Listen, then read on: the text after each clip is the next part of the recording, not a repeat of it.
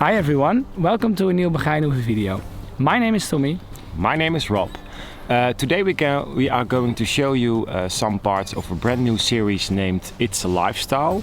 It's a Lifestyle is from Equihome and they send it on ClipMyHorse, or they broadcast it on ClipMyHorse. It's a beautiful series and they're going to visit stables around the world, the most beautiful stables. We are in the first episode and as I said, we are allowed to show you some parts of this series. It's beautiful. So I hope you like this video and enjoy. Yeah.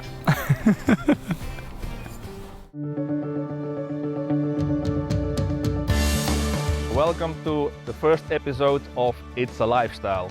My name is Dirk van Ostaeyen and together with Ellemijn Ensink we're going to show you the most incredible equestrian properties on earth with the latest technology and innovations.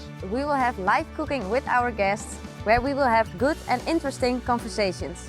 But before we reveal all the in and outs, we take you on tour of this beautiful complex called the Begijnhoeve 2.0.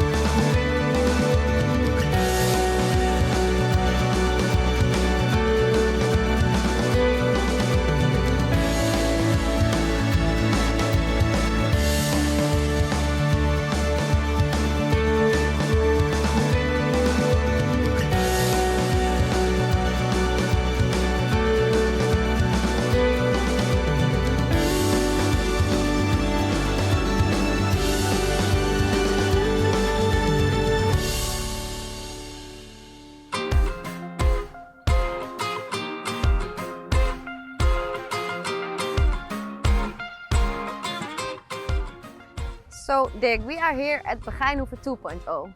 But what is the reason that we are here? Actually, I'm the founder of Equihome Realty, and Equihome is specialized in selling high-end equestrian properties in what we call equine hotspots. And equine hotspots is, for instance, Belgium, the Netherlands, Germany, and for sure in Florida. It's not always a country. Like in Florida, it's only two equine hotspots. It's Wellington nearby Miami Beach, West Palm Beach, and we have Ocala, where we do have World Equestrian Center. Okay, and we are talking about Begijnhoeve 2.0. But is there also Begijnhoeve 1.0 existing? Yes, Begijnhoeve 1.0 is the first Begijnhoeve, and it was owned as well by Rob van Puyenbroek, the same owner as Begijnhoeve 2.0. At that time he wanted to sell the first Begijnhoeve, but on a discreet way. And that means that me as a realtor, I was not able to make any advertising on the internet, magazines or whatsoever. And at that time I found out that Jennifer Gates was looking for a property. And she had on a competition in Taaslov in Lier a VIP table, and I make it happen that next door VIP table was mine. So the only thing I needed to do was turn to her and ask her, Jennifer, what are you looking for? And she explained, yeah, it has to be nearby the border, it has to be nearby Harry Smolders, her trainer. And the more she was telling, I found out it was a perfect match with the first Begijnhoeve. Yeah. So I went with her to see Begijnhoeve, the first Begijnhoeve, and she fell in love instantly. So she bought Begijnhoeve, the first Begijnhoeve, and after that, yeah, Rob van Puyenbroek was very stressy because he needed to find another place, and it was like he was looking for Begijnhoeve 2.0. Christine Jamar from Arabian Horses, yeah. She got a building plot which makes it happen to build Begijnhoeve 2.0. So I went to Christine Jamar, took the plans, and I went to Rob van Puyenbroek and said, this is your Begijnhoeve 2.0. He said, okay, let's do it. And then he built for almost 2 years on Begijnhoeve 2.0. And then he phoned me again. He said, okay, can you sell it again, Begijnhoeve 2.0? And that is the reason why we are here.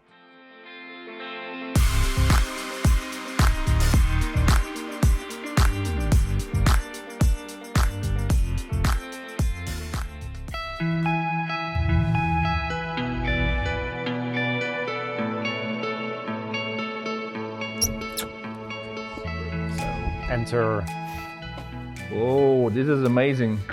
What a nice stall you have here. Yeah, thank you. Do you have a favorite horse here? Or? And my very, very favorite horse is this one. It's Heros. Okay. He's not really interested in it right now, but he was also born at our stable. He was born in my hands, actually. It's a very good horse. It's an approved stallion. He was very sick last year, but he recovered. And now we're doing shows with him. We do small tour now, and we're heading towards the Grand Prix. So it's my dream that I can be successful with him. That's a nice story. Really yeah, nice story. It's really nice. Yeah, yeah.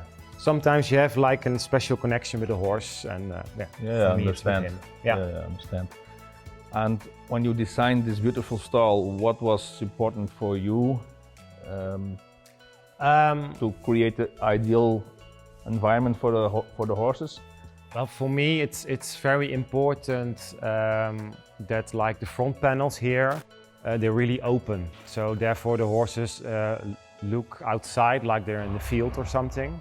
And what I also thought is very important are the hay racks. Okay. I can show you one, I don't know, this one. A horse has to eat all day normally. And normally we give hay in the morning and in the evening, and when they've finished eating then they don't have hay anymore. With this device, it's like more like a slow feeder. You have a lot of lights here. It's like LED light, or? Yeah, it's LED light indeed, and we use a special sensor that can see how strong the daylight is outside. So when it's getting dark earlier, sort of adapt then, or? Yeah, they can adapt. So when it's getting dark outside, it's getting a little bit more light inside. So it's better for the coat of the horse, for instance. Okay. Yeah. And do you have more techniques here to make it more easy to? Well, the most fun thing actually, it's in the stables of the horses. Every stable has a lid below the drinking device. And if you lift the lid, there's going to start a vacuum system. Is it possible to show that, or it's? Yeah, of course. Yeah, if he let me, then I'll. Yeah, try. I'm gonna try. So every stable has a, how do you call it, a lid. Okay, can you show us? Yeah, it's below the straw, of course. Yeah, you use a lot of straw. Yeah. Oh my god. So Okay. every stable here has a lid. You open the lid, and when you want to get rid of the manure and the straw is filthy, there's a vacuum system starts running when you open this lid, and the manure ends in the container in the building besides the stable. That's nice. Yeah, it works really well, and the grooms are very happy because they don't have to use wheelbarrows anymore. So it's actually a very good system, yes.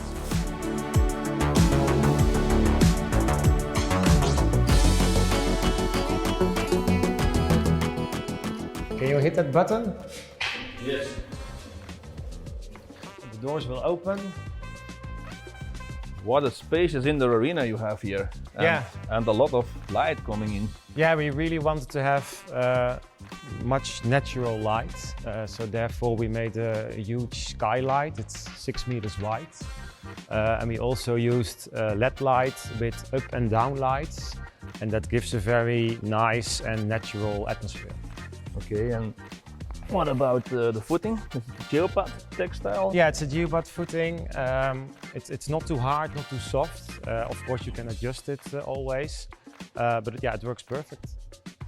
Okay, and have you a lot of techniques? Yeah, of course you have. Yeah, of techniques I did in a here. little bit. Yes. Yeah, I wanted to have projectors because the arena is a little bit wider than the Olympic measurement. So we made projectors on the ground that you can see the letters anyway when you want to write a test. And the measurements for that is 2060, I guess? 2060 is what you need in a dressage arena. But of course, when you train with more people in one arena, it's nice to have a little bit more space. So therefore, it's a little bit wider. Okay, nice. And to go to the outer arena is easy. Yeah, we to have go? a door heading towards the outer arena. It's very easy when you want to train a little bit outside, inside. Yeah, you can just go up and down very quickly. So it's very nice to train your tests outside, for example, and train inside or the other way around. Rob, we came just from the stalls and we had an automatic door, and now we are here, everything is closed again. Is that... Yeah, we did that on purpose, to be honest. Okay. We are lazy people, of course. Yeah, we didn't want doors at the indoor arena, so therefore we used automatic doors that they close for safety, but that we can mount the horse just besides the indoor arena. It's a little bit more practical and less annoying when you're riding. That's the whole reason. Oh, yeah, okay. It's very clever to do so. Yeah, it works really well. Yeah. Okay.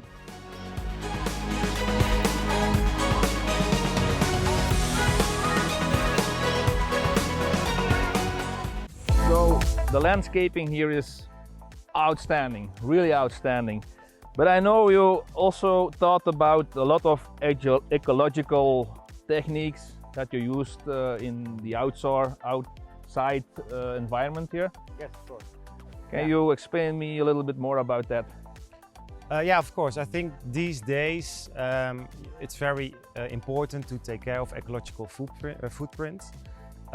So we take care here with that on the solar panels. The solar panels, yeah, of course, they produce many electricity, and we also have solar heating because we use lots of warm water, of course, to shower all the horses. We also have a pond, a very big pond, and it's very nice actually. Yeah, it's very beautiful. But we also use it because we have quite some square meters on the roof. So of course when it's raining you have to collect lots of water. So we have a pond that collects them, but you use it also for the water for the firemen, for instance, because you have to have extra water in case of a fire. Sure. But we also have a cellar to collect also the rainwater for the irrigation, for example, to give water to the plants, to the outer arena, and so on and so on. So yeah, I think it's very important that it looks nice, but it also you have to use it, and then you can take the best of both worlds. I also saw the natural sort of aqua trainer over there. True. So yeah, well, I thought. Of course, you have to use the water buffer, as I explained to you, from the rooftop. So I thought maybe it's wise, you collect the water on your surroundings, in your property. So why not use it? So therefore we made a huge canal. I always call it canal. I don't even know it's the English word, but we call it canal. Okay. I can show you if you want. Show me.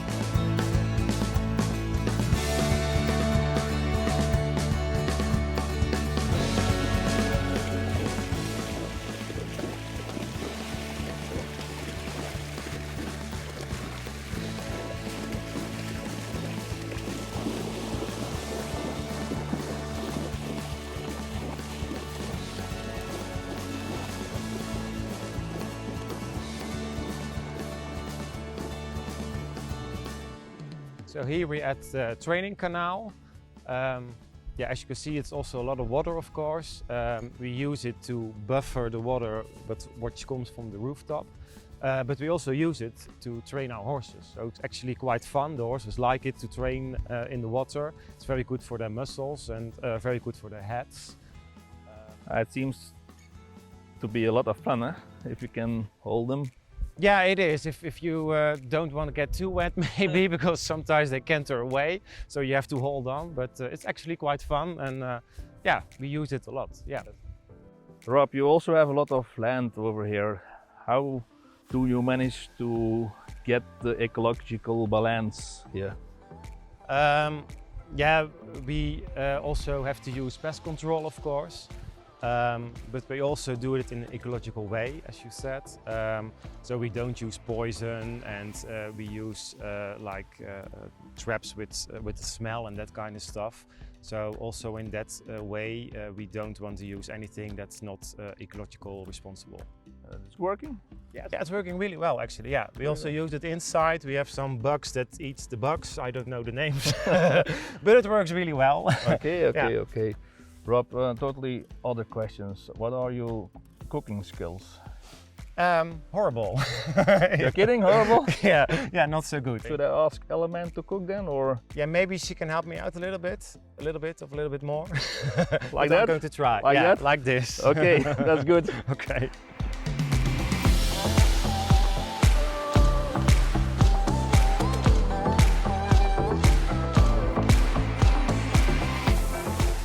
Yeah, Rob, now it's time for you to cook.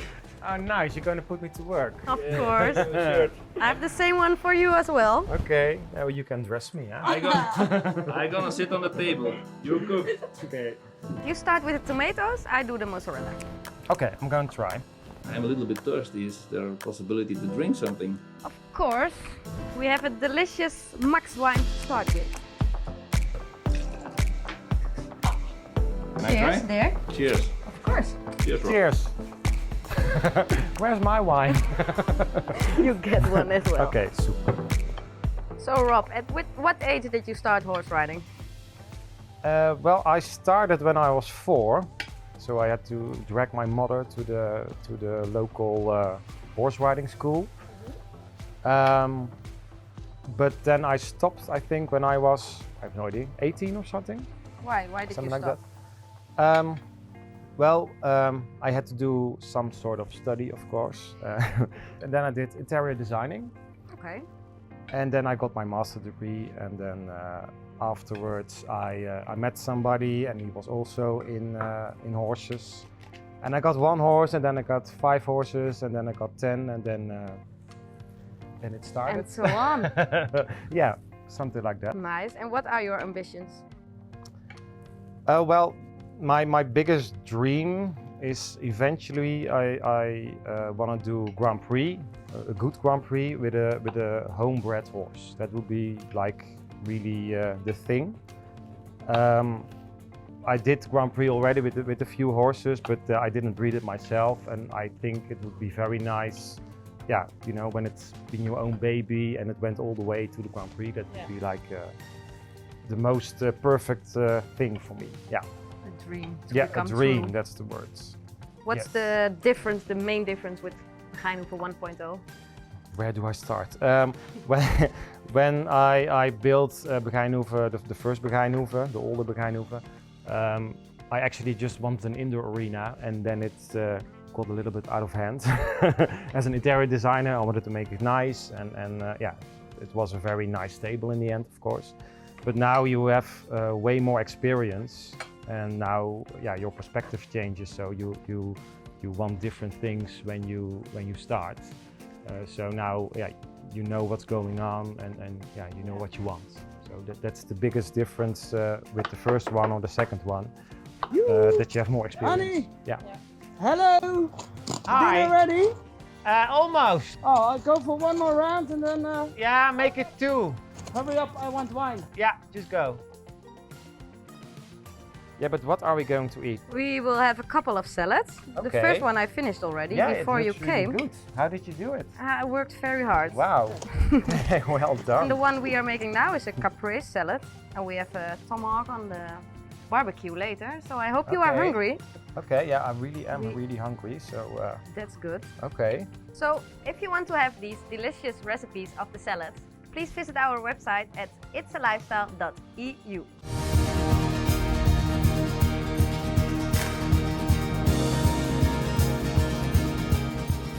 Guys, it's finally ready.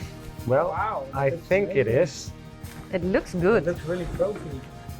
Yeah, look what we made. Like the perfect salads and the perfect meat.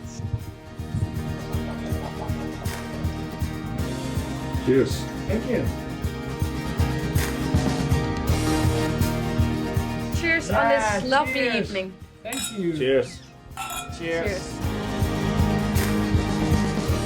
Begijnhoeve 2.0, it's very nice, but what is your goal here? When it's come to the breeding part, of course we talk about it, but yeah, it's more his thing, and I'm more like You know, when they're 2.5, then we have to make a decision, and I like to teach them from young horses until to the Grand Prix, and that's what we both doing actually right now.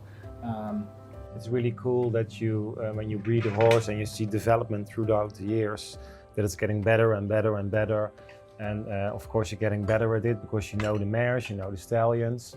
So the fun part with breeding is that you see a huge improvement in your breeding plan. And that's why I like it when you have your baby and you can start with it, and then the next one is coming up. And it's so much more fun to school a horse when you know the whole history. Yeah, and also what is really nice, the horse you sit on is the horse I am riding, and he's the son of the horse I was sit on from Heroes, and Heroes is born in your arms. Yeah, my favorite. Yeah, Wow. so you know, Yeah, you told me. Yes. now the whole That's a thing lovely is growing, story. and that makes it really special. And Quinten is a possible Olympic champion, you think? Okay, of course, you never know if your horse is going to be an Olympic champion, but I think for sure he has all the talent, he has the character, he has the looks, the talent, he is such a lovely horse. So yeah, in my opinion, like how I feel it right now, I think he can be a really, really good horse. Yeah. And you are very popular on Instagram, right? I saw your Insta pages, Oh, yeah. a lot of followers. Yeah, we started with Instagram 1.5, 2 years ago, I think. I think it's really important these days that that you show the horse world to everybody, that's passion and love, and that you put all your time and effort in it.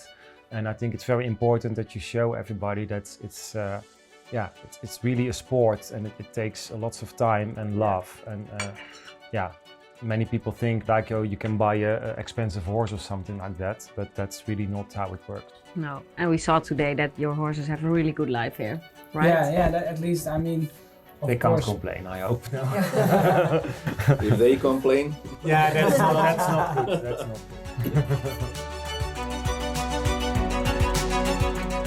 the way you have began with 2.0 in your mind, is that exactly like it is right now, or is it better, or? We didn't want a project back then that was just ready to go, but we wanted to develop something of our own. So also in that case, we didn't make the easiest choice, of course. But now we're not sorry for it. I mean, then you should be really happy. And you also see the beautiful things there. Yeah, finally. He always pointed out like, hello, look around you. Yeah, But look at me, yeah. And this Yeah. action, take a moment, relax, easy, look around, take a sip of enjoy wine. what you created. I mean, For now, cheers for the lovely day. Yeah, so guys, I really hoped you liked this video. Let us know in the comments what you think of it. Of course, for all the other videos from the stables from It's a Lifestyle, you have to go to ClipMyHorse. And that was it. That's it.